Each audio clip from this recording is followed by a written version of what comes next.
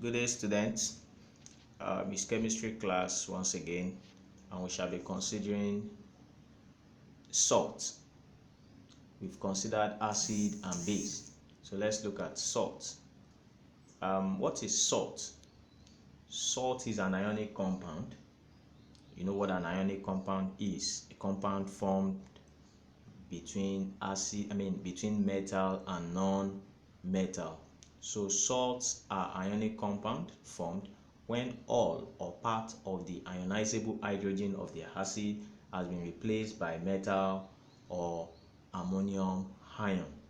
Yes, it's either all the hydrogen ion in an acid has been completely replaced by a metal or ammonium ion, or part of it has been replaced. So any compound formed by the replacement of hydrogen in an acid by a metal or an ammonium ion is called a salt. And you know that salt is obtained alongside water in neutralization reaction. We said neutralization is the reaction between an acid and base to form salt and water. That's one of the most popular means of preparing your salt, and common examples of salt are sodium chloride, copper chloride, sodium tetraoxosulfate 6, and potassium trioxonitrate. So let's look at the properties of salt. We shall be considering three properties of salt. Number one is conductivity. Being an ionic compound, you've learned this in bonding, it is expected that salts conduct electricity when they are in aqueous solution. That is, when they are in solution, they dissociate into their various ions, which are mobile and are able to conduct electricity. 2. Solubility. Some salts are soluble, that is, they dissolve in water. When you use the word soluble, it means that substance dissolves in water, while a few others are insoluble. Not all salts are soluble, and not all salts are insoluble. Now, water of crystallization. Some salts are known to contain crystals of water in them, and such salts are called hydrated salt. Not all salts contain this water of crystallization in their crystals, but those ones that contain it are called hydrated salt. Common example is copper tetraoxosulfate 6 tetraoxosulfate 6 pentahydrate. It shows that the salt copper sulfate contains 5 molecules of water. So these are the three major properties of salt. Now let's look at soluble and insoluble salts, because it is very important you understand the solubility of the salt you are working with. Now, soluble salt, because we have quite a number of salts, there are so many. So how do we generalize those ones that are soluble? And I've tried to summarize it here for you. Soluble salts are those salts that dissolve in water. I said that earlier.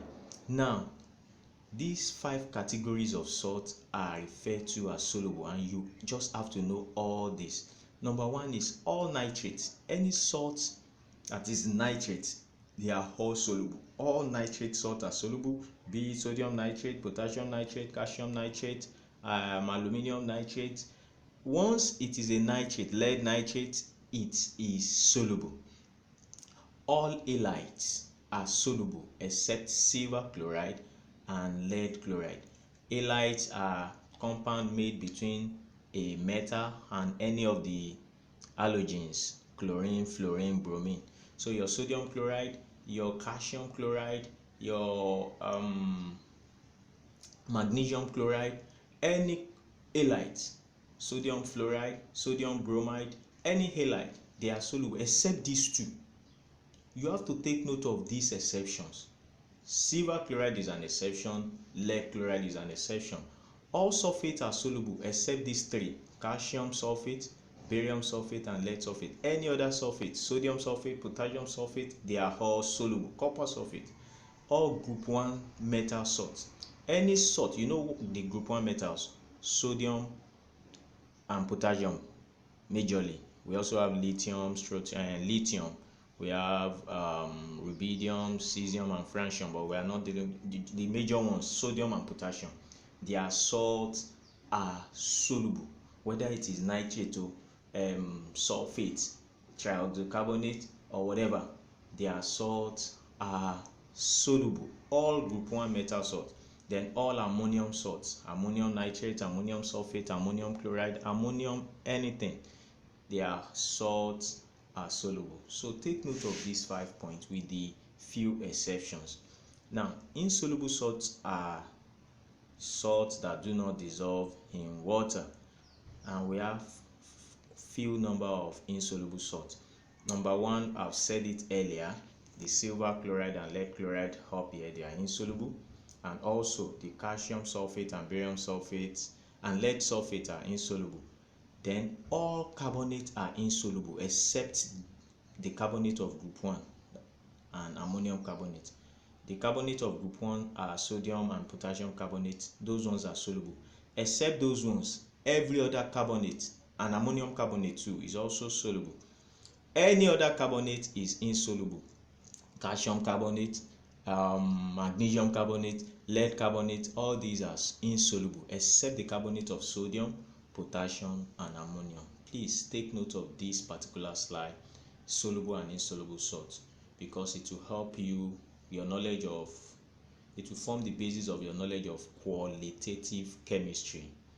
So when you know these salts that are insoluble, you'll be able to predict some things correctly when you are doing qualitative experiment. Let's look at types of salts. We have 5 different types of salts. Let's start with the normal salt. When is a salt said to be normal? If you look at this reaction, this is a reaction between an acid base to form salt and water. Now, a normal salt is said to be formed when all the hydrogen, this is the hydrogen from the acid, is completely replaced by the metal. This is the metal. If you look at the final product, the sodium has replaced the hydrogen. So there is no hydrogen again in this salt. So any salt formed by this method where all the hydrogen has been replaced by a metal, you call the salt normal salt. Now, normal salts, because they are normal, they are neutral to litmus. They are neutral to litmus because they are neither acidic nor basic, except these few ones. Please always take note of all these exceptions. We don't have strict rules in chemistry. So take note of the exception. Then acid salt. When you say a salt is acidic, they are salt formed when the replaceable hydrogen are partially replaced by metal. Look at this is the hydrogen from the acid. This is the metal that is trying to replace it, potassium. If you look at the final product, not all the 2 hydrogen were replaced. One is still left. So any salt formed through this method where all the hydrogen are not completely replaced, the salt will be acidic. So potassium hydrogen sulfate is an acidic salt, and because it is an acidic salt, it will have properties of acid. If you dissolve such salt in water, it can turn blue litmus paper red. So it's a salt, but it's behaving like an acid because it's acidic. Then number 3 is basic salts. Basic salts contain hydroxide ion in them.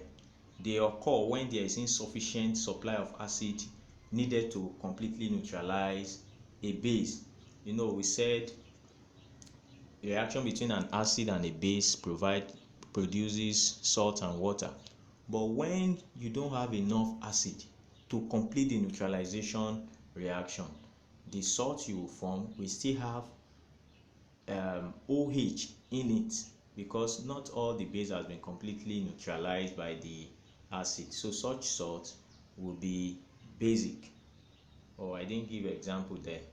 Example is when you have, let's say, you have zinc bracket OH then Cl. So in such salt is said to be basic because of the presence of OH in it. Let's look at the fourth type of salt, that is double salt. Now, double salt is made when two simple salts are mixed in equal proportion. When you have two normal salts, two simple salts mixed in equal proportion, then what you have is double salt. One thing about double salt is that when you now ionize them in solution, they dissociate into the different types of ion present.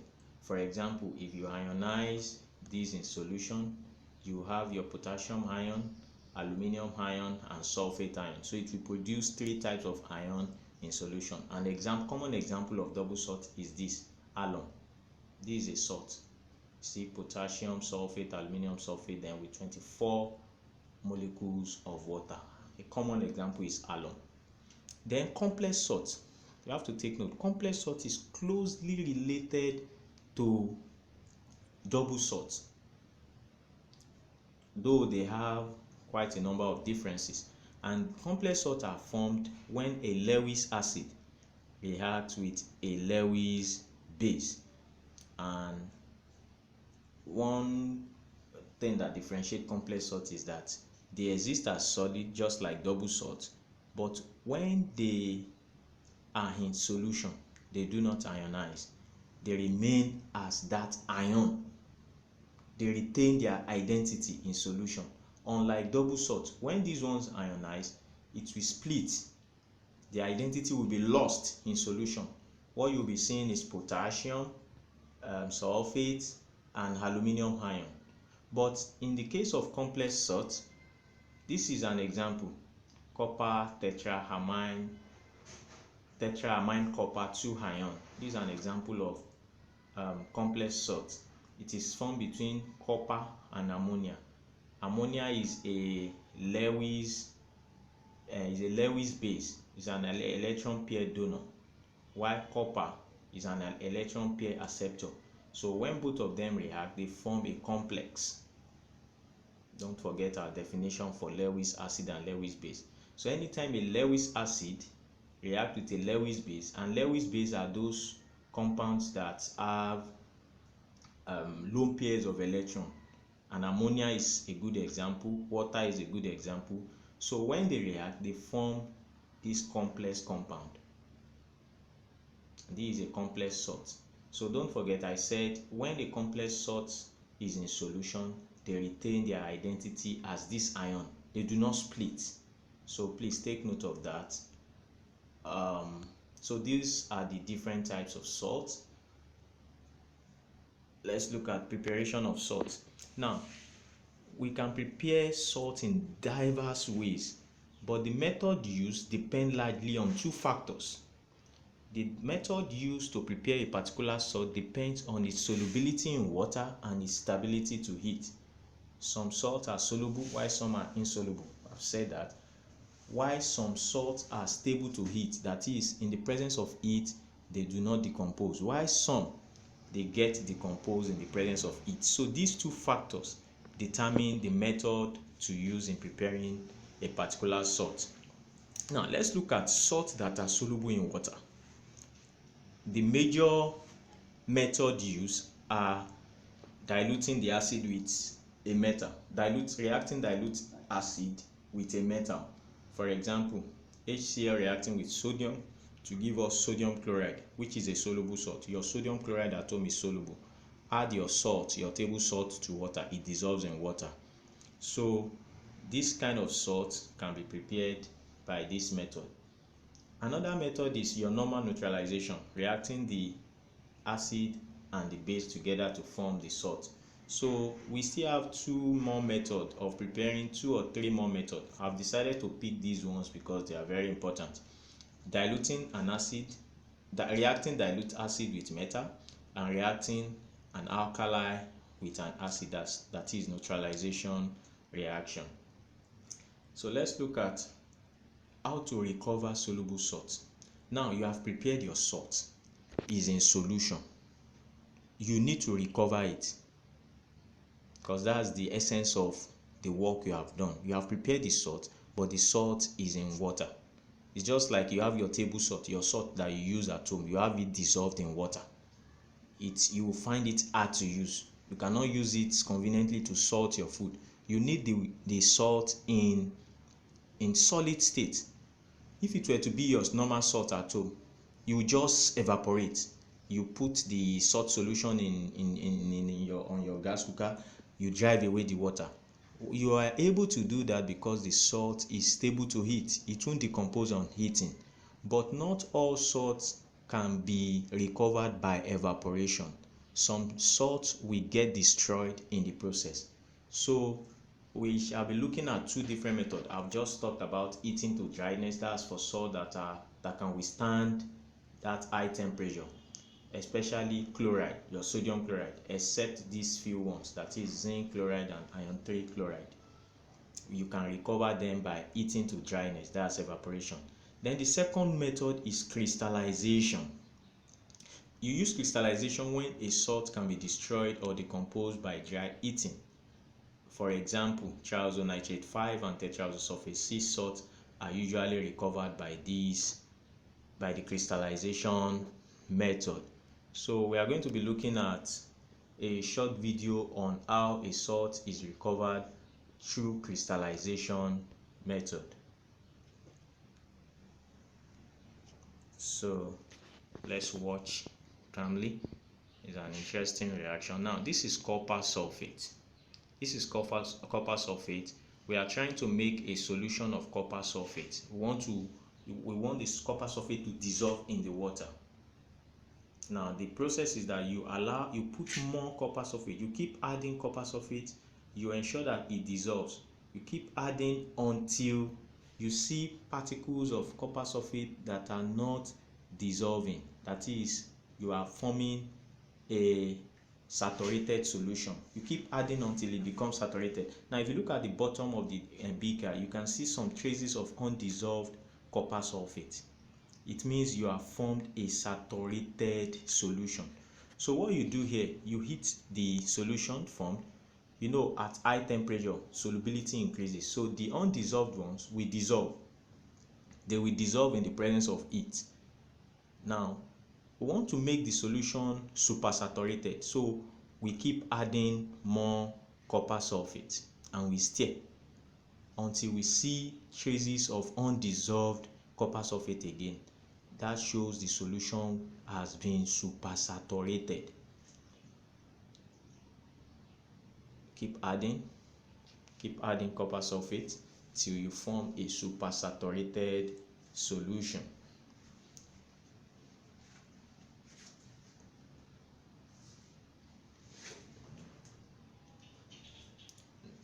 Now when it becomes supersaturated, you stop and you keep it down to cool.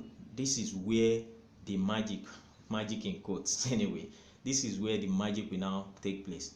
Leave to cool. One thing about crystallization is that at that high temperature, some of the salts were soluble. So when you allow it to cool,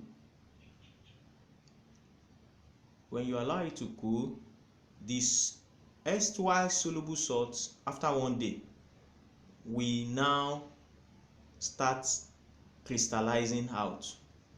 You start crystallizing out because at lower temperature they will become insoluble.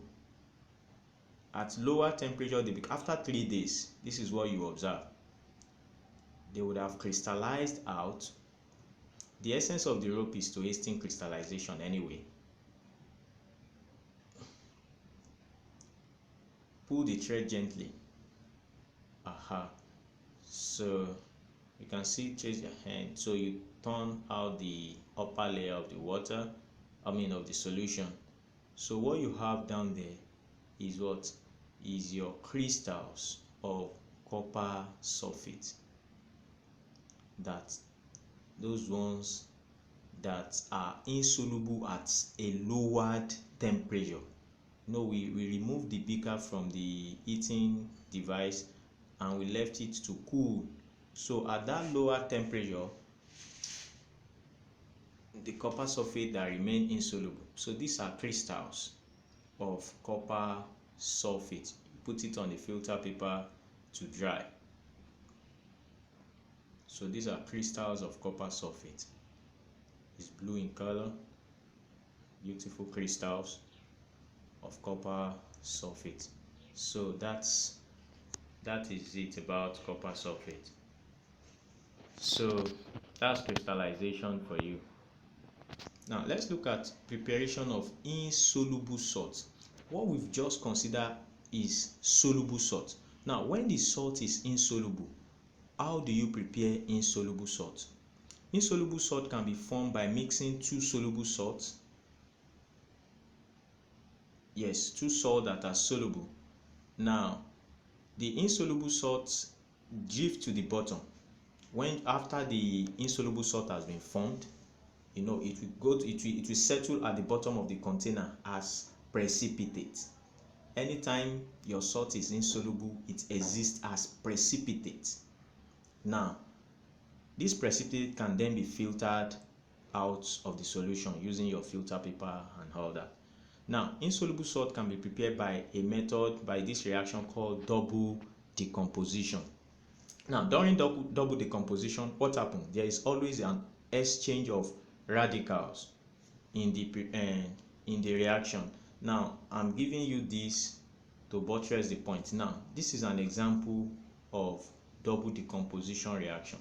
You have silver nitrate, which is a soluble salt, reacting with copper chloride, which is a soluble salt. Now I said double decomposition is a reaction in which there is an exchange of radical. Now for silver nitrate, if we break this down, this is the radical. We have metal radical and we have anionic radical, that is the negative one, that's nitrate. This one has potassium and chloride.